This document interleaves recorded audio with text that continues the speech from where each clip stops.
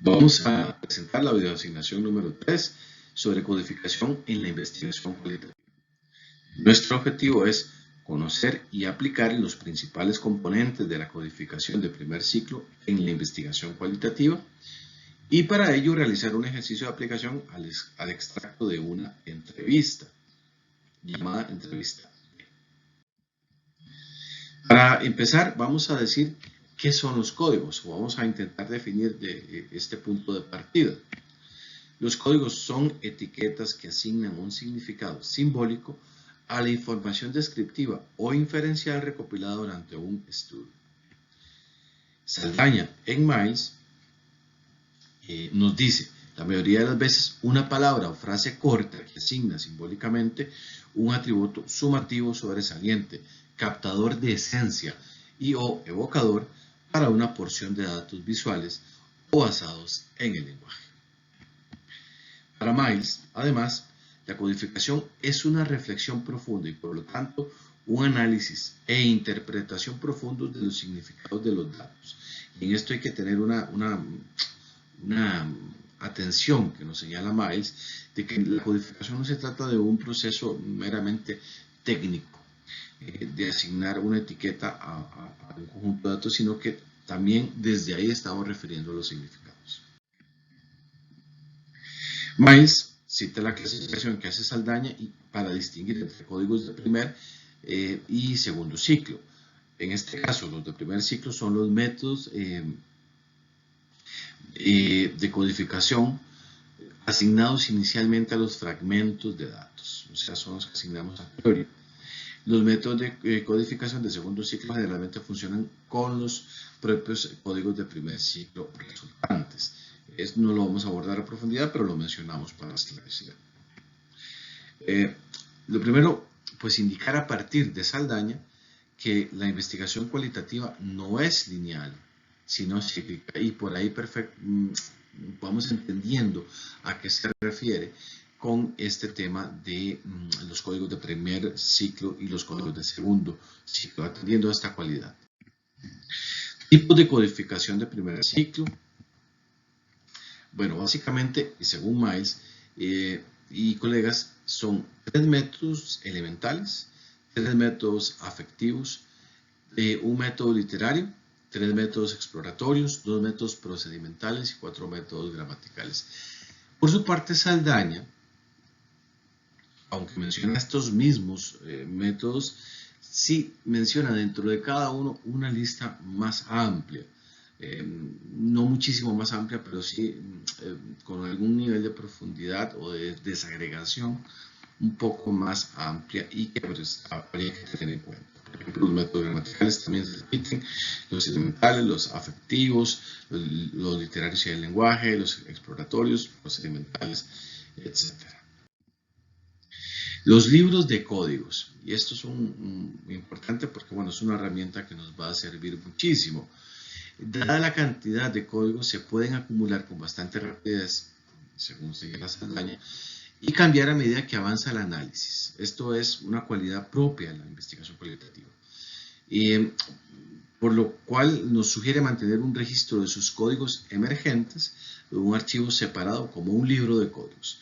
O sea, una compilación de los códigos, sus descripciones de contenido y un breve ejemplo de datos como referencia. Esto también nos va a permitir comunicarnos con otros investigadores o investigadoras que podrán entender el contexto de nuestro estudio a partir, por ejemplo, del libro de códigos. Álvarez 2017 nos indica, los libros de códigos no son más que listas organizadas de códigos, los cuales deben incluir una descripción, coincide entonces con Saldaña, una descripción detallada de cada código, criterios de inclusión y exclusión, quién cabe dentro de ese código y quién no, qué parte, qué fragmento cabe, y algunos ejemplos de texto real para cada tema, tal como nos lo indicaba Saldaña. ¿Cuál es la utilidad del libro de códigos? Bueno, podemos llevar un control en el programa computacional y en el papel, control cruzado, para evaluar el contenido de la codificación y su posible evolución. Lo que ya mencionábamos, esta cualidad es propia de la investigación cualitativa. Incluso podríamos detectar espacios vacíos relacionados a la pertinencia de un código, por ejemplo, o la amplitud que hay que tener de ese código, o incluso pues pensar que hay otro código que podría funcionar mejor. Mantener esta lista brinda una oportunidad analítica para organizar y reorganizar los códigos en categorías y subcategorías principales. Además, esta técnica de gestión nos permite, nos proporciona una lista más bien comparativa si se trabaja con varios participantes y sitios. Sobre todo si estamos aplicando un estudio en varios lugares, por ejemplo, a varios participantes, nos puede permitir hacer algún tipo de ejercicio comparativo, digamos, en esos casos. La bitácora es un instrumento que puede facilitar el diálogo con los hallazgos, el diálogo de quien investiga, me refiero. Es el registro sistemático de los hallazgos o hechos relevantes, analíticamente hablando, que van surgiendo en el procesamiento de los datos dentro de la investigación cualitativa. ¿Cuál es su utilidad? La de la bitácora, por supuesto. Resulta de las cualidades mismas del proceso de investigación cualitativa. Recordemos su dinámica, ¿no? En la que la emergencia de temas o incluso códigos no esperados requiere de un registro analítico que pueda mostrar la trayectoria y luego el devenir del estudio. La investigación cualitativa es, en sentido estricto, un proceso que hay que saber captar en su cualidad evolutiva o dinámica. Es decir, y esto pues, es una inferencia que hacemos o que hago personalmente de la utilidad de la bitácora en términos de la cualidad natural de la investigación cualitativa, esa característica de ser dinámica, evolutiva. Se trata del registro sistemático del diálogo de quien investiga, la bitácora, con los hechos analíticamente relevantes que van surgiendo. Algunos elementos adicionales que mencionaremos de manera muy rápida es que se suele crear un código madre, por ejemplo, en este caso transformación, y subcódigos asociados a ese código madre. Y esto nos permite pues, hacer una lista de inicio de códigos que puede servir como una especie de línea base de códigos, me refiero. Porque tenemos los códigos inductivos y los códigos deductivos. Los códigos inductivos serían pues, sobre todo los de primer ciclo, ¿verdad? Y los deductivos los que van emergiendo durante el proceso. Los códigos pueden cambiar precisamente porque en el trayecto nos podemos ir dando cuenta o en el camino hacia adelante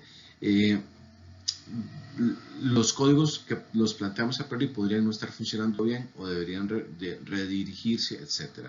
Pero esto mismo es, y en esto entendemos la advertencia que nos hace Miles, es que la codificación no es un paso meramente técnico, sino que también tiene que ver con la creación de sentidos, con los significados y con el devenir del estudio.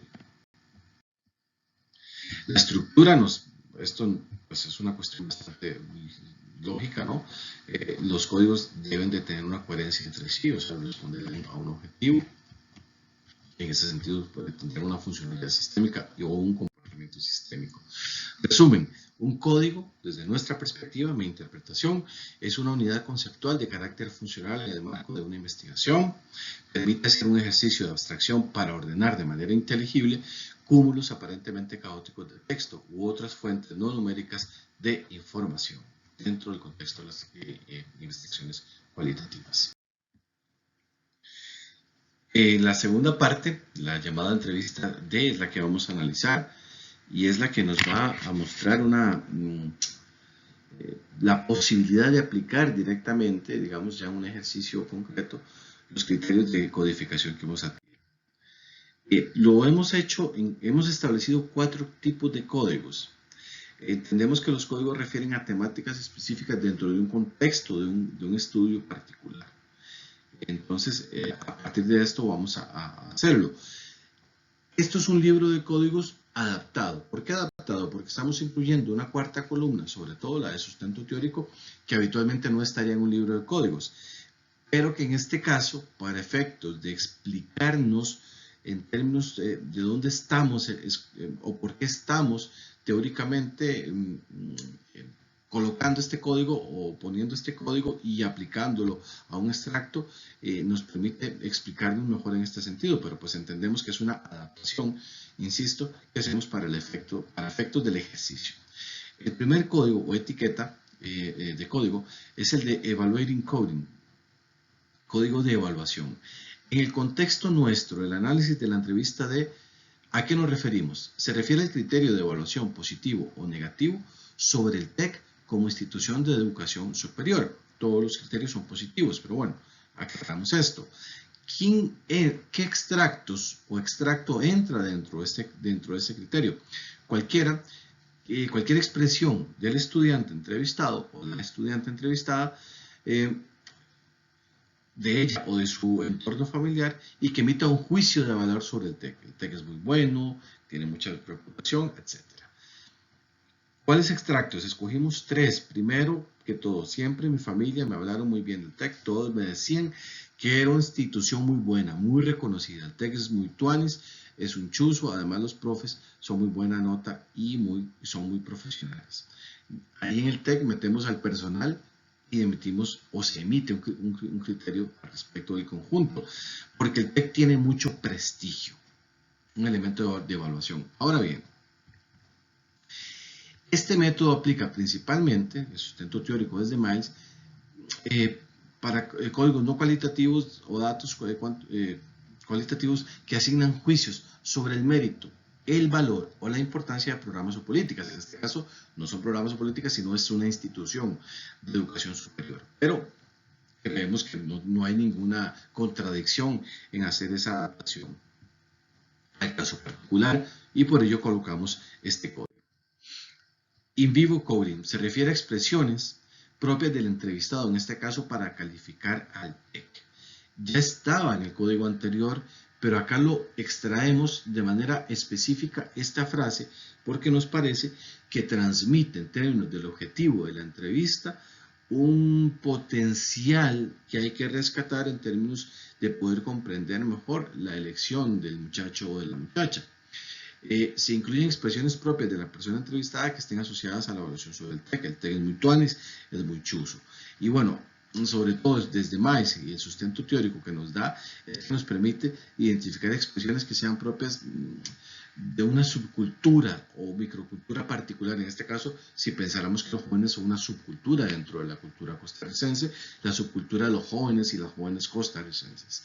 Y los códigos lingüísticos que hay ahí incluidos, digamos, ¿verdad? En este sector de la población.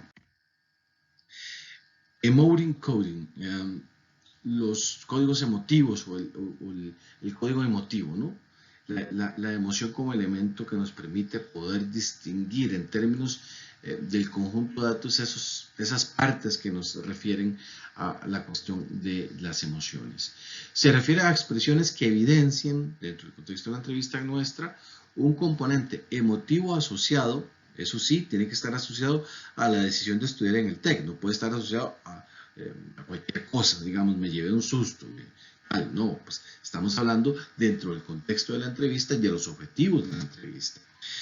¿Qué extractos se incluyen acá? Todas las expresiones que evidencian una carga emotiva, por ejemplo, cuando él habla de orgullo, ¿no? Y ahí lo leemos rápidamente.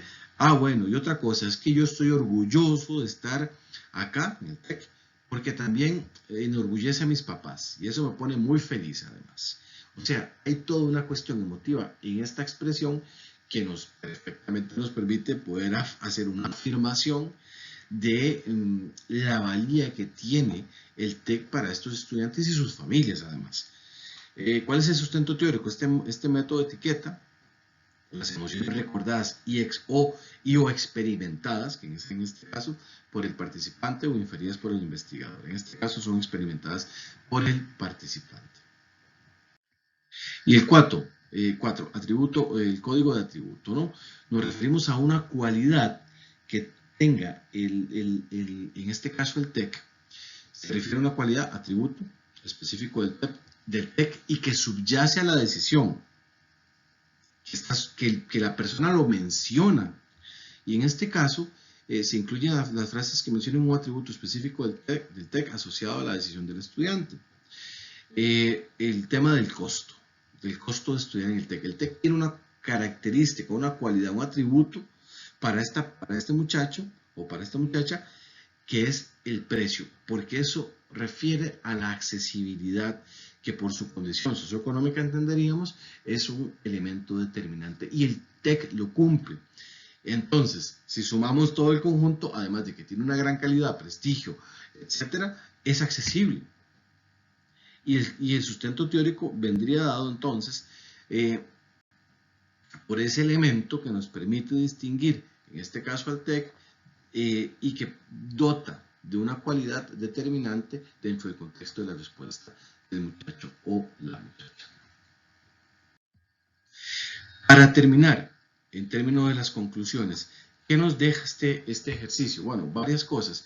Lo primero es entender la sistematicidad que tiene el procesamiento de los datos y que desde incluso antes de empezar a procesarlos ya tenemos que tener encauzado en códigos cuál es la ruta analítica que vamos a tomar, porque decir que la investigación cualitativa casi a veces se puede pensar que es espontánea y que pues uno va viendo lo que sale.